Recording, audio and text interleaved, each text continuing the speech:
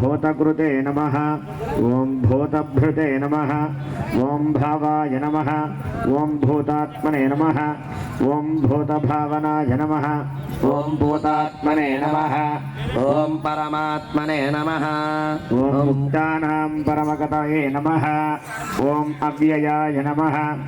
ॐ पुरुषाय नमः विराय ध्रुवाय नमः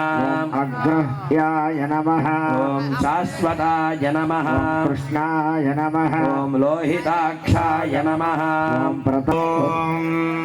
शन्नो मित्रः शं वरुणः शन्नो शन्नो भवत्वर्यमा शन्न इन्द्रो बृहस्पतिः शन्नो विष्णुरुक्रमः नमो ब्रह्मणे नमस्ते वायो त्वमेव प्रत्यक्षं ब्रह्मासि त्वमेव प्रत्यक्षम् आख्यास्यामः वर्णस्वरः मात्राबलं सामसन्तानः इत्युक्तस्यैक्षाध्यायः सहनौ यशः सहनौ ब्रह्मवर्चसं उपनिषदं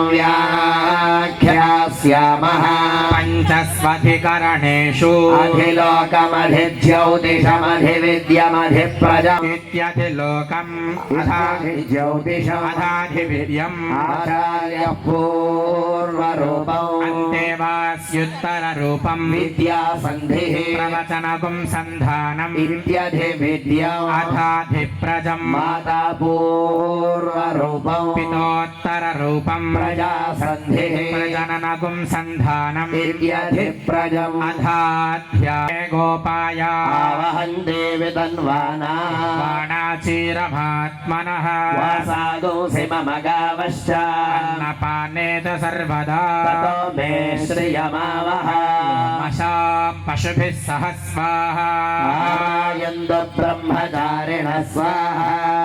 विमायन्तु ब्रह्मचारिणः स्वाहा आयन्तु ब्रह्मचारिणः स्वाहा शमायन्तु ब्रह्मचारिणः स्वाहा शमायन्तु ब्रह्मचारिणः स्वाहा यशोजने सा निस्वाहा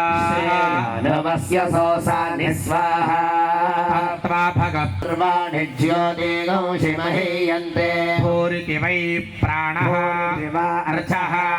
इति सामाने सुभरिति यजोगुंषि मह इति ब्रह्मा ब्रह्मणा वाव सर्वे वेदा महीयन्ते भूरिति वै प्राणः भव इत्यपानः सुभरिति व्यानः मह इत्यन्नम् अन्येन वाव सर्वे